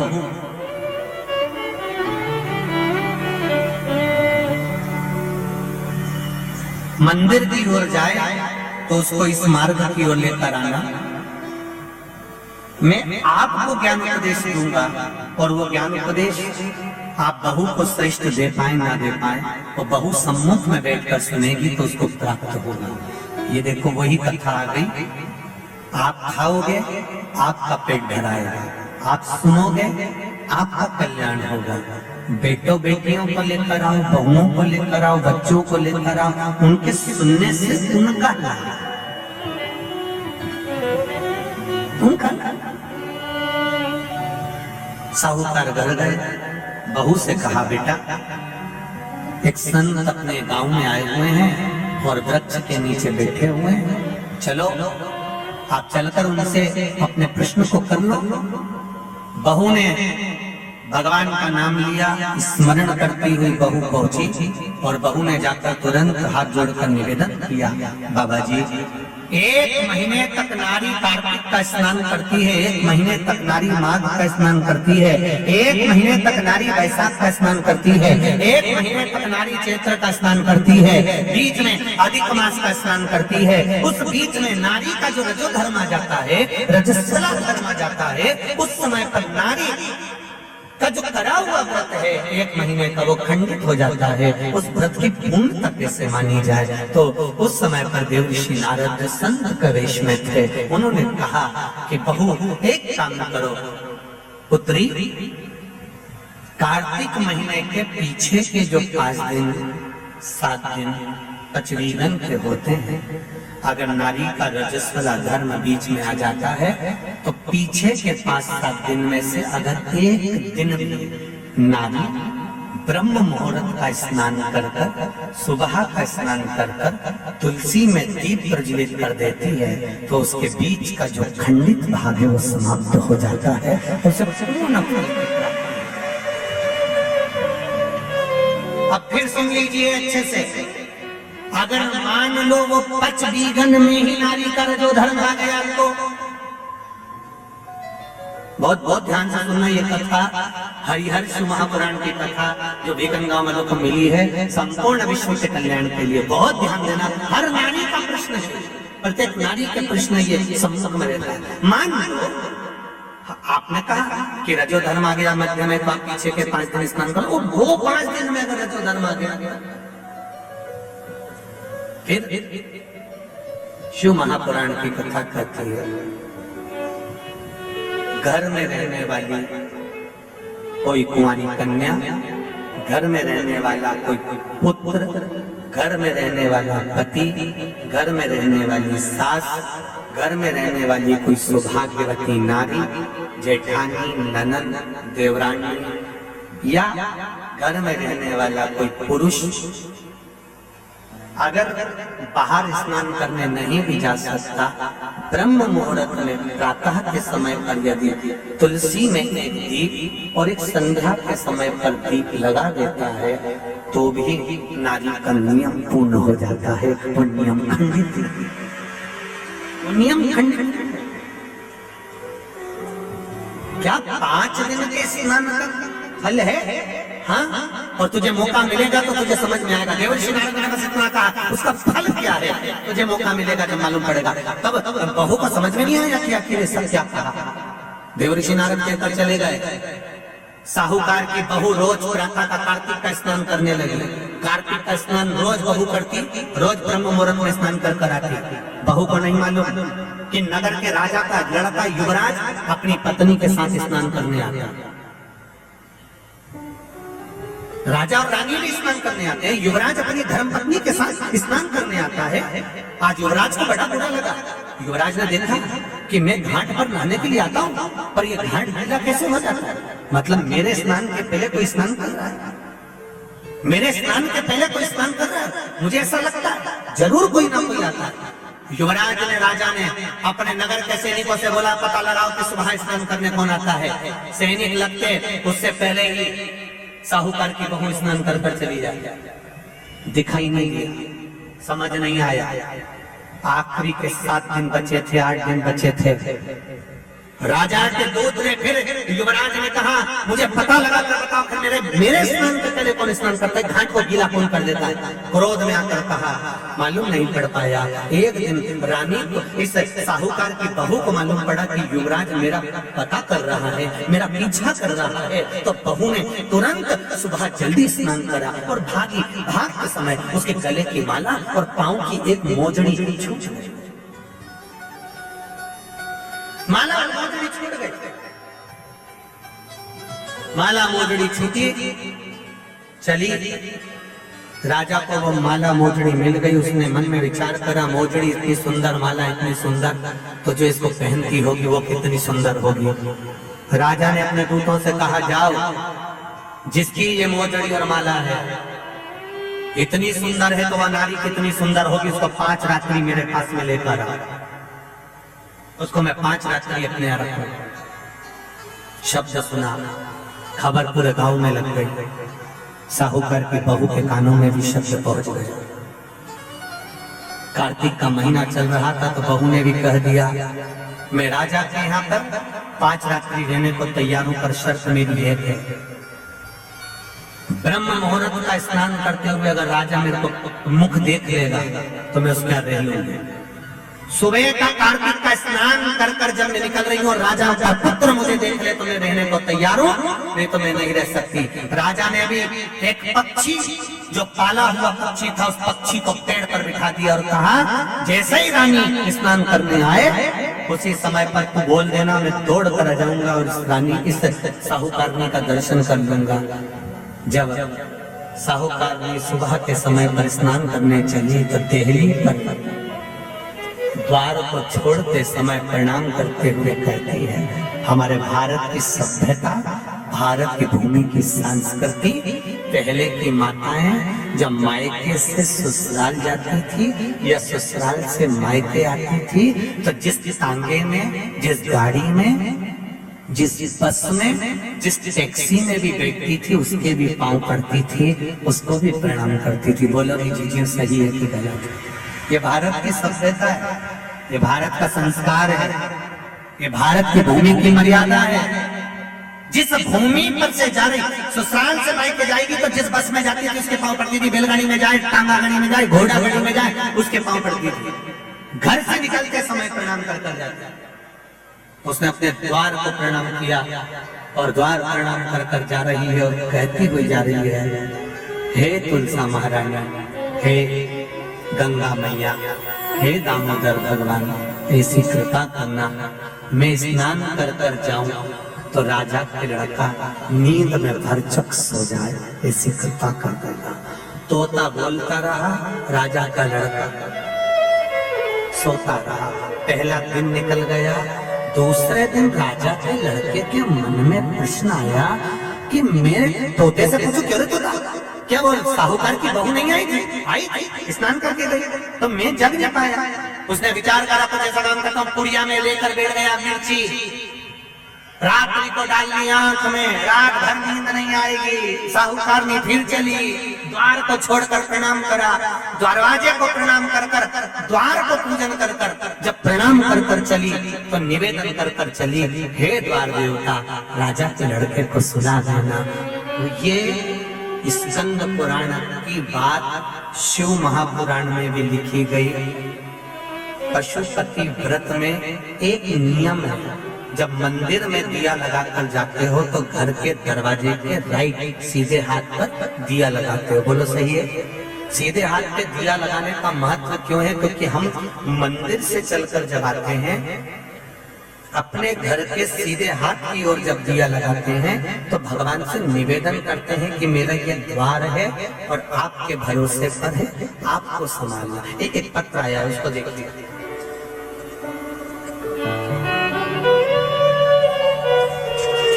दिया लगाने का कितना लाभ और उसका महत्व देखिए।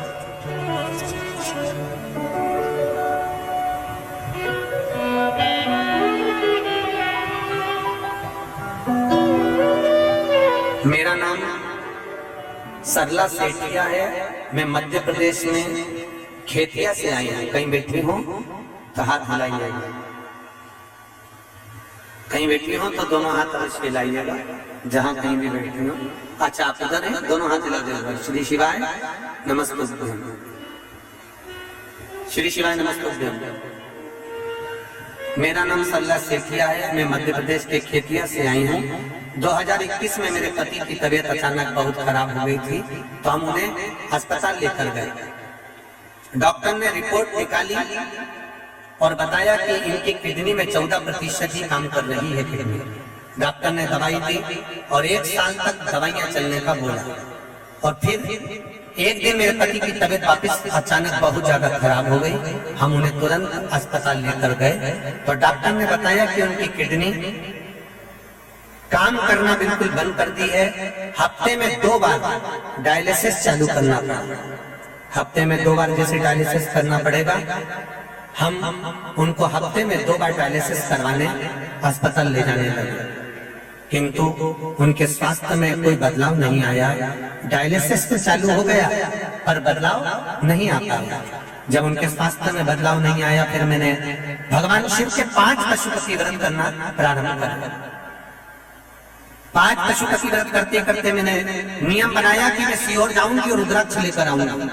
सीहोर आई, वहां से रुद्राक्ष लेकर आई और मैंने 5 पशुपति व्रत जब करती, एक दिया अपने दरवाजे पर लगाती और भगवान से प्रार्थना करती कि इनका डायलिसिस बंद करवा दो। सीहोर पहुंची, रुद्राक्ष वितरण बंद था, वहां पर जाकर निवेदन करा कि स्वास्थ्य खराब है, एक रुद्राक्ष दे दो। तो वहां के कार्यकर्ता ने एक रुद्राक्ष दिया। वो रुद्राक्ष का पानी शिव जी को चढ़ाती और इनको पिलाती। भगवान की कृपा से एक बेलपत्र रोज खिलाती और आज धीरे धीरे स्वास्थ्य ठीक हो गया। उनका डायलिसिस पूर्ण तरह से बंद हो गया है। भोग लगाने के लिए हम लोग यहाँ पहुंचे हैं, उनका डायलिसिस बंद हो गया। आए हैं साथ में, श्री शिवाय नमस्ते, बैठिए। हर हर महा। उनका डायलिसिस पूर्ण तरह से बंद हो चुका है और अब वो ठीक हो गए हैं। डॉक्टर बोल रहा है कि इनकी किडनी में काम करना प्रारंभ करता है। कई माताओं ने अंदर भी पत्र भेजे कि गुरुजी आप रुद्राक्ष बैठवाइए। मना नहीं है रुद्राक्ष देने के लिए, रुद्राक्ष तो है ही औषधि। और कुबेरेश्वर धाम का रुद्राक्ष तो हम पहले भी कहते हैं कि वो औषधि के रूप में है। बस प्रयास हम भी करते हैं पर व्यवस्थाओं के कारण वितरण नहीं हो पा रहा है। इसलिए अगला जब रुद्राक्ष फरवरी के महीने में जब आएगा तो पूर्ण प्रयास रहेगा कि 7 दिन में जितने लोग आएंगे उस समय तो इनको मिल जाएगा भाव भक्ति से। पर अगर स्वास्थ्य गड़बड़ है तो उसके अनुसार हम भी कार्यकर्ताओं को बोल कर रखते हैं कि अगर स्वास्थ्य दिक्कत है तो बाबा कृपा कर। ऐसा नहीं, एक पत्र और बड़ा सुंदर आया है, वो देखिए।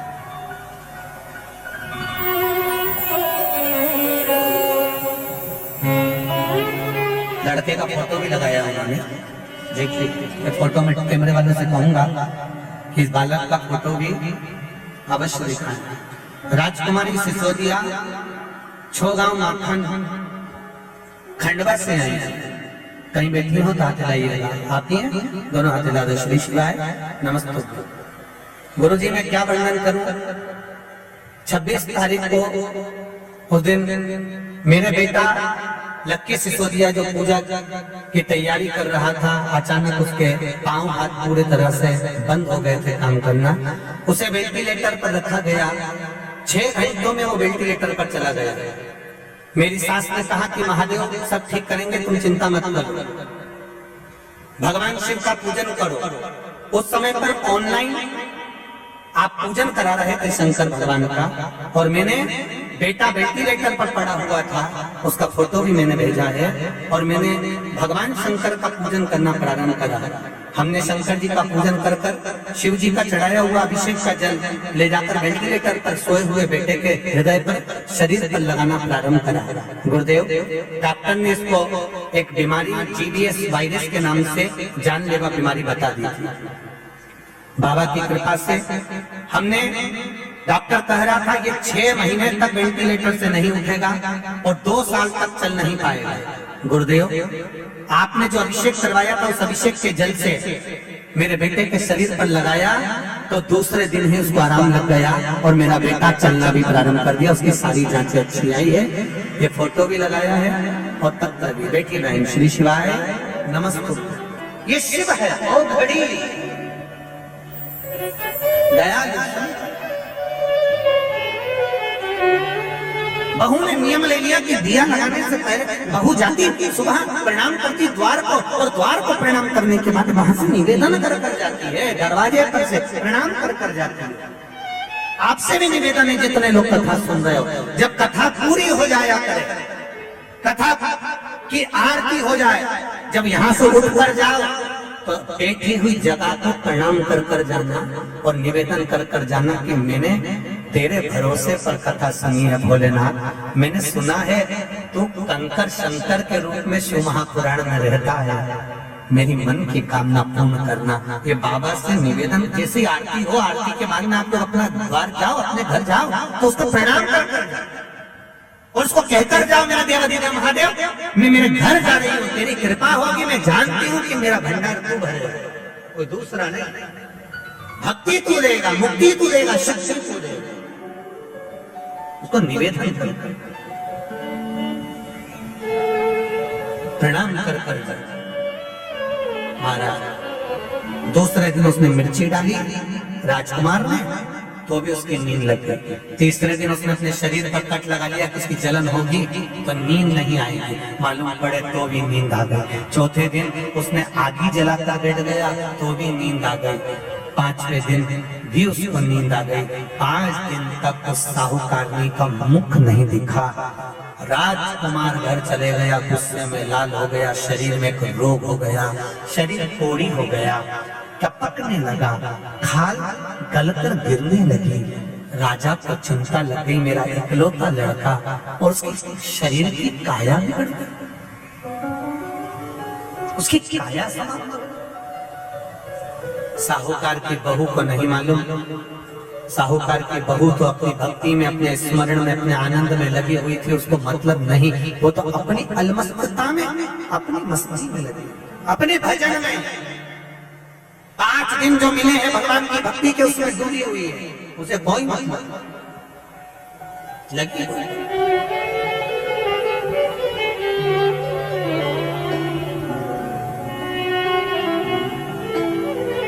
तुलसा जी का आराधना करें, तुलसी जी का पूजन करें, तुलसी जी का स्मरण करें। राजा के शरीर में रोग हो गया। पिताजी ने पूछा, ब्राह्मण देवता, मेरे बेटे के शरीर में रोग हो गया, छूटेगा कैसे? कहा, कार्तिक स्नान करने वाली नारी को गलत दृष्टि से देखा था, इसलिए ये रोग हुआ है।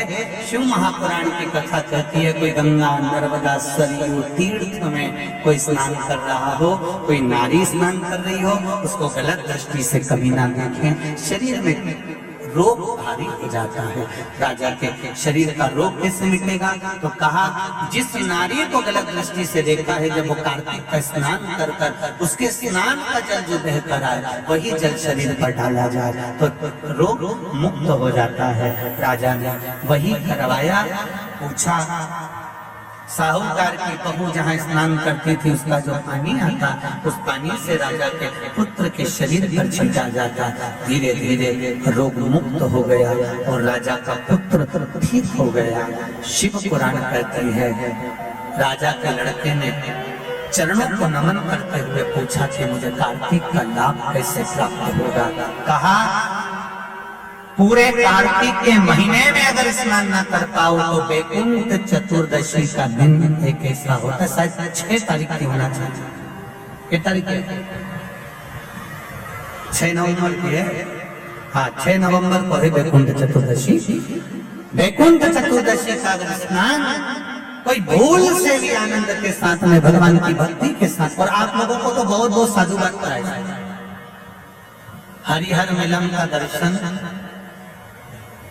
हमारा भी नियम है। वैकुंठ चतुर्दशी के दिन हमारे शालिग्राम भगवान और ठाकुर जी का हरिहर मिलन करवाते हैं। वैकुंठ चतुर्दशी के दिन हम भी पूरा प्रयास करेंगे, अंदर मिलन कराने की जगह जितने भी भक्त यहाँ पर रात्रि के समय पर रहेंगे, उनको हरिहर मिलन का दर्शन हो जाए, प्रयास करेंगे। हरिहर मिलन उस दिन कराया। शालिग्राम भगवान की तुलसा भोलेनाथ जी पर चढ़ती है और भोलेनाथ जी के बेलपत्र शालिग्राम भगवान पर चढ़ती है। वो तुलसा और बेलपत्र को शहद की शीशी में रखा जाता है। जो बच्चा विद्वत्ता से या बुद्धि से कमजोर होता है, उसको चटाया जाता है। यहाँ तक गलत व्यसन में डूबे हुए व्यक्ति को भी अगर वो चटाया जाए तो उससे उसको व्यसन छूट जाता है। उस वैकुंठ चतुर्दशी का काशी में तो देव दिवाली मनाते हैं, हमारे उज्जैन में तो हरिहर मिलन ऐसा होता है। जितनी आतिशबाजी दिवाली पर नहीं होती, उतनी आतिशबाजी उज्जैन में जब महाकाल बाबा गोपाल जी से मिलने जाते हैं तो उज्जैन छूट जाती है। ये हरिहर मिलन शिव का वैकुंठ चतुर्दशी का स्नान का आनंद सुख बताया है, भाव सुनाने के लिए। शिव महापुराण की कथा में आगे श्री गणेश जी महाराज के जन्म का क्रम करा। माता पार्वती श्री गणेश जी महाराज को लेकर आ रही है, जोरदार